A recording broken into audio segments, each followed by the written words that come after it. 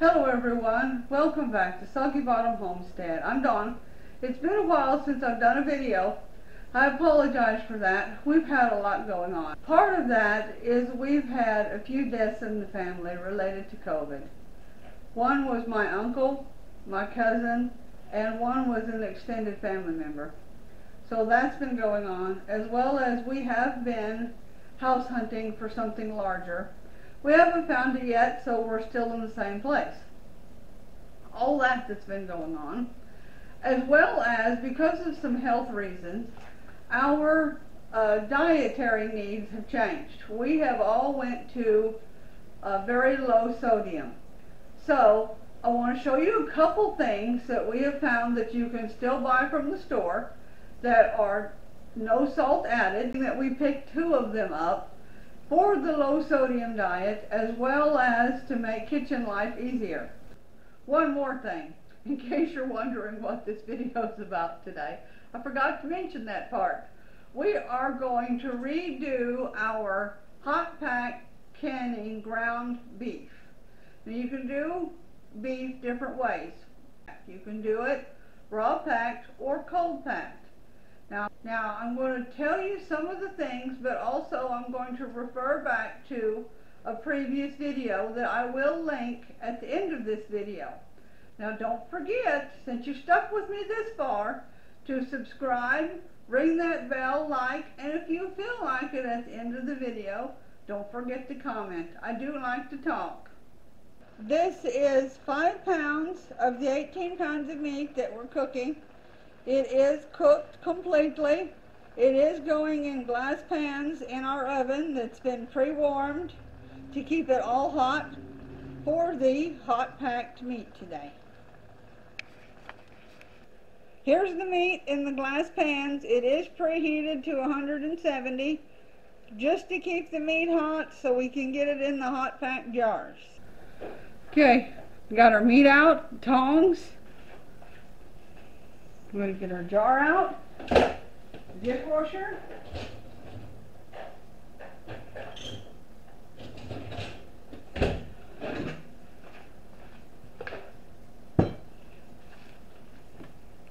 I made a boo-boo before and touched it with bare hands. Don't do that one.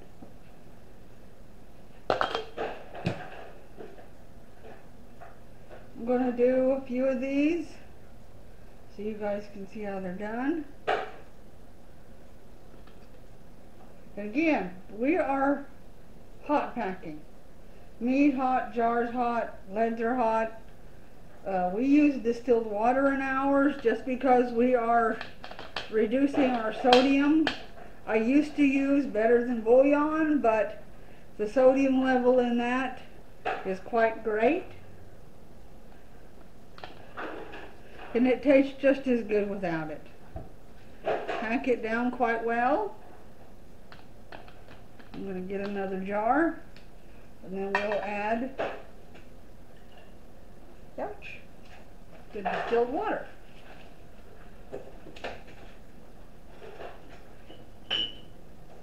Also, when you're doing these, make sure your bottom level, your jars are all the same height, because there are different brands. This is a Mason. I use Mason, Ball, Kerr. I've used all of them. I like all of them.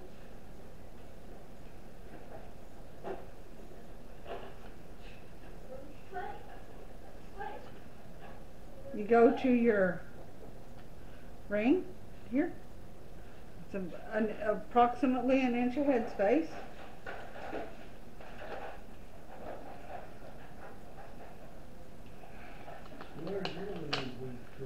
And that's Grandpa and Joseph in the background. I put a little too much in that one.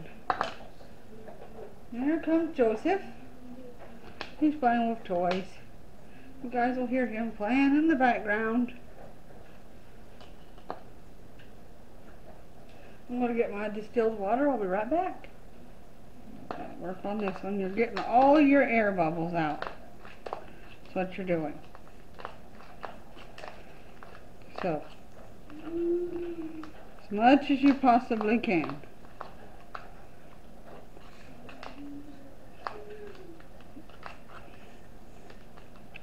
I have to add some more water because your little handy tool, you got to put more water in there. You only want to leave an inch of head space.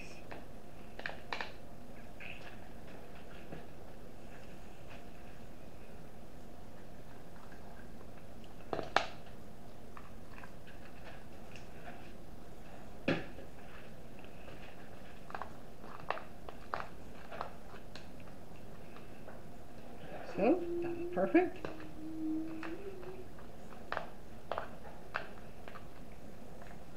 There we go. That one is also. Now don't forget, you need your paper towel and your vinegar. Clean the top edges so any food debris is going to get off, and my jar's warm. I'm being very careful. Get all of the ribs and everything that your ring's going to go down, but most importantly, the top. And don't get your vinegar down inside. So,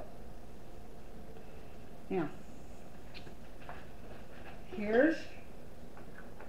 I've got one of the little crock pots with my lens and rings in. Sorry, the camera's not over far enough.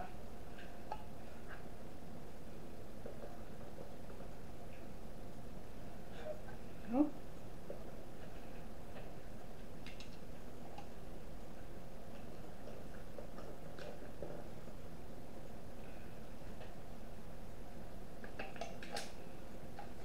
And they are all very warm. Just to it. A little more. Okay, they're hot, so I'm going to use this to lift it, and we'll get a couple more, and I'll do 2 more for you. You can see some more. And again, the canner, my canner's a Presto. It requires 3 quarts of water and 2 tablespoons of vinegar to keep your jars from changing color. Let me get 2 more jars.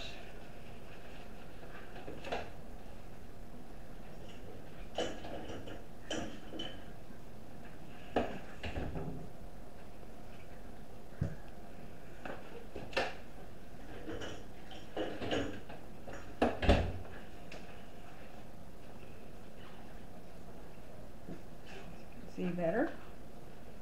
Go.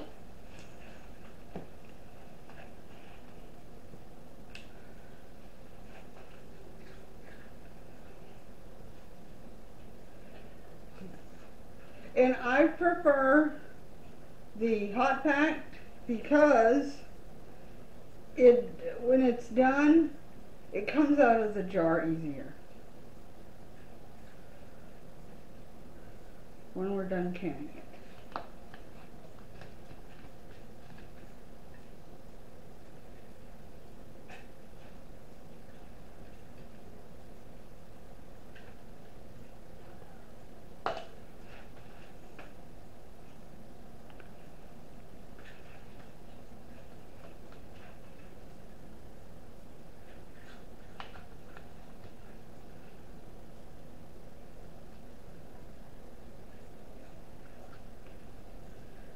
I always use the ball canner book to refer back to, and with your, also note, with your canner, whichever brand you have, make sure you read your instructions on your canner.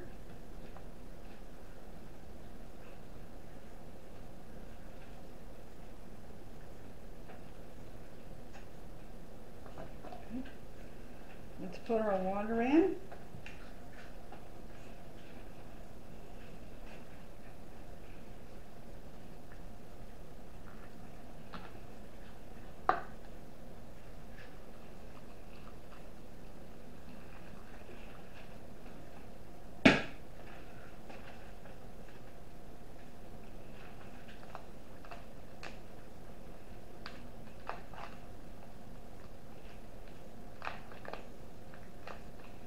Get all of your bubbles best you can.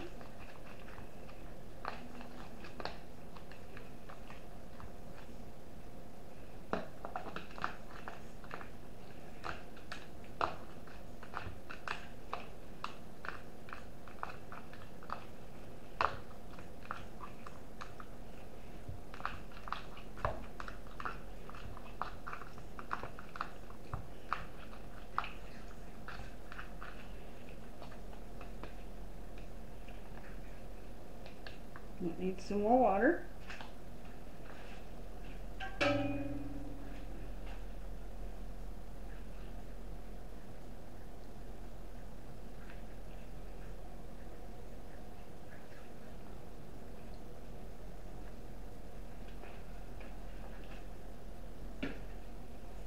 Okay.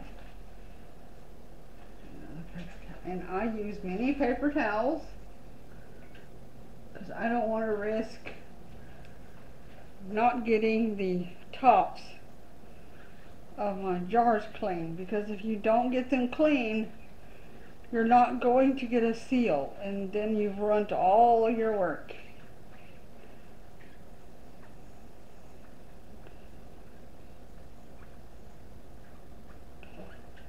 Okay.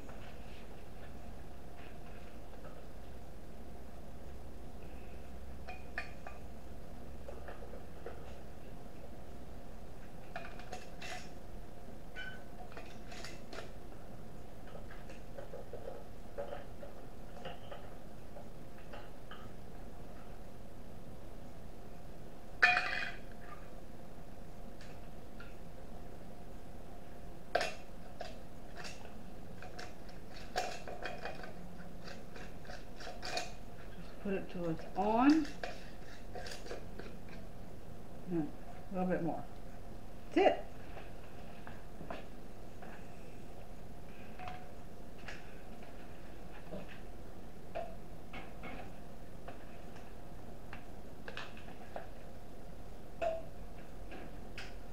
Alright, I'm going to get the rest of these done, and I'll be back with you guys in just a minute. This is my Presto canner. It has 16 1-pint jars in it. I did choose to use my small mouth jars this time because I did hot pack the meat. There's an arrow right here. There's an arrow on the handle over here. You match them up, turn it. That squishes the seal that's down inside. Here's the gauge on top. We're going to leave the vent open. This has got to vent for 10 minutes. Once the steam starts coming out, I turn on my timer for 10 minutes. Okay? And then we'll be back, build this pressure up. Then I want to talk to you guys about a few things. Now, let's see if you can hear this. It is venting. It needs to vent for 10 minutes. My pot is discolored. That's just from use. Do not put your weight on until this completely vents for 10 minutes. Steadily venting. I've put the weight on. Now the steam's coming out the front. We're getting ready for that to pop up, which should do any moment now. Then this is going to build up pressure. My pressure for my area is 10. You'll need to refer back to your canning book, either from your canner or your ball canning book, or whichever canning book you use. So make sure you do look at that. I even recommend you read those before you get started. And this is going to take a few minutes to build up. Just a minute. I wanted you guys to see this come up so you know what to look for. And there will be water come out like it's doing.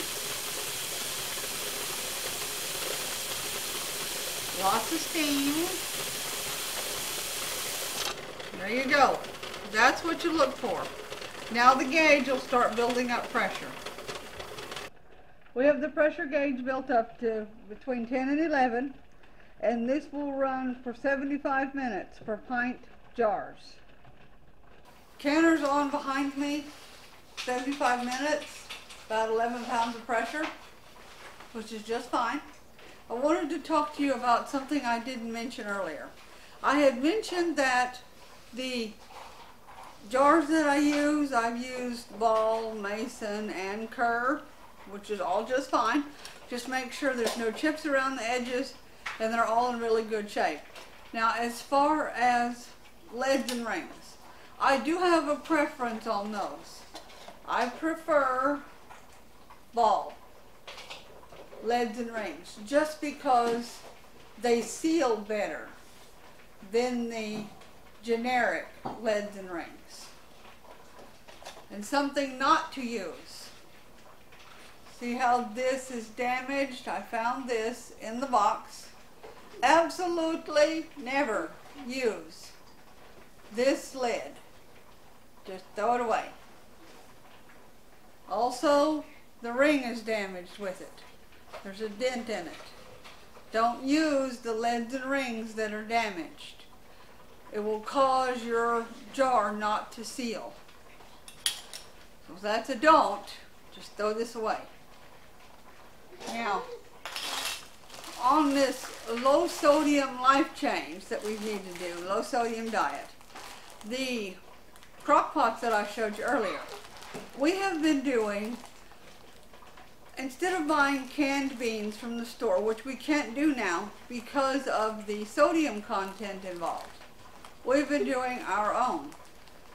Just as a rule of thumb, 1 cup of dry beans after it's cooked makes 2 cups in weight of cooked beans.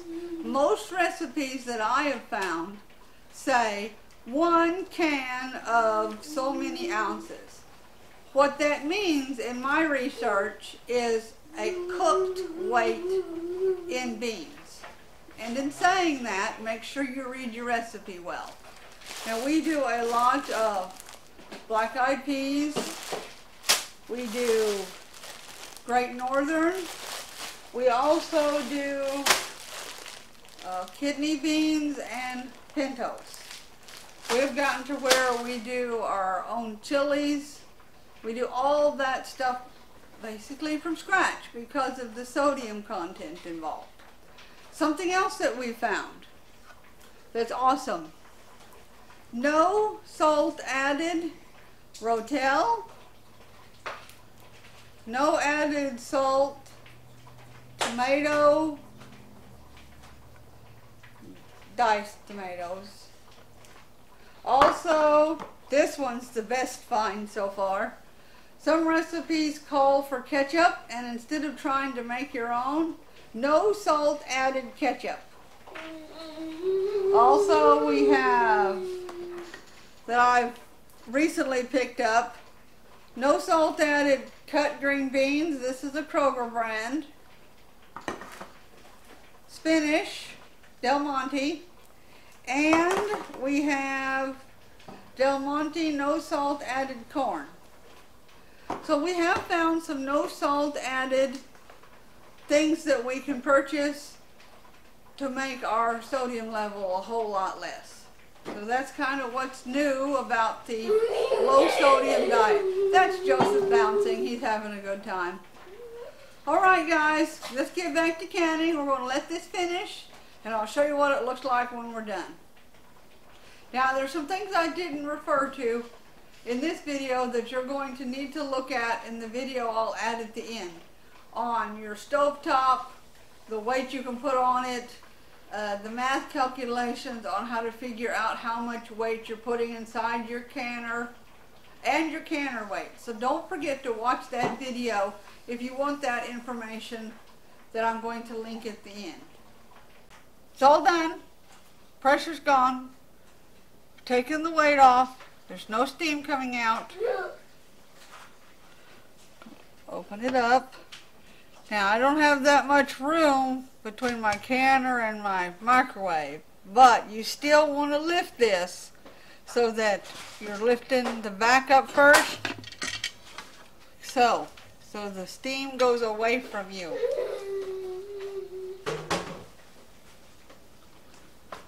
I'm going to get them out, and as you guys can see, they're bubbling, but I'll show you some more in just a second.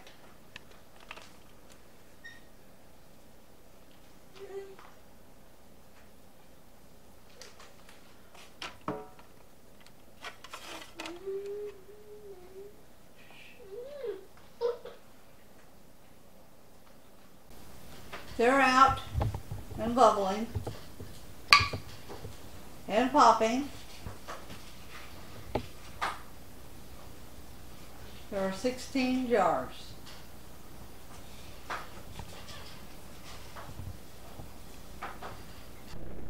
Well, we're all done, and it's gotten late here. It's gotten dark. We canned 16 pint jars today of ground beef.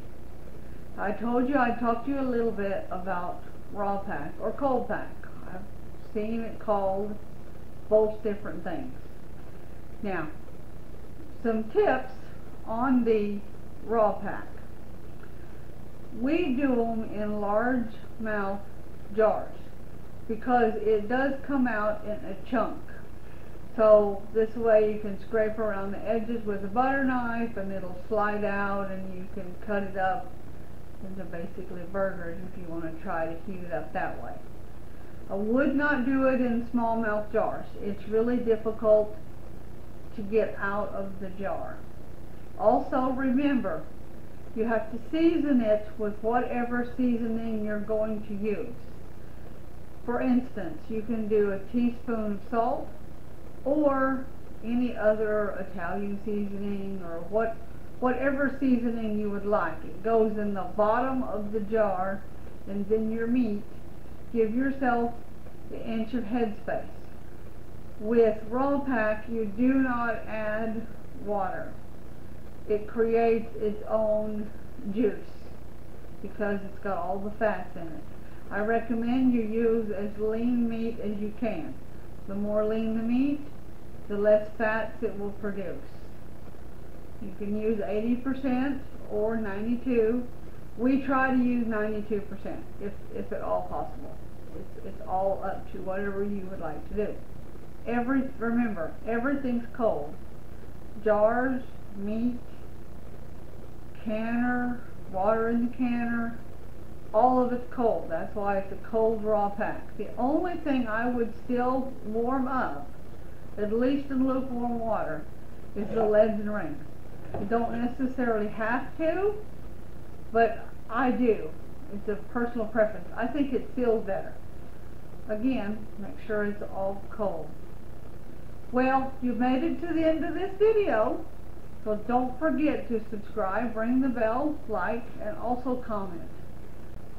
I'm also linking the video with other tips and tricks about your canner, your weight, your glass stovetop, and so on at the end of this video. Don't forget to watch that for those extra tips. God bless and stay safe.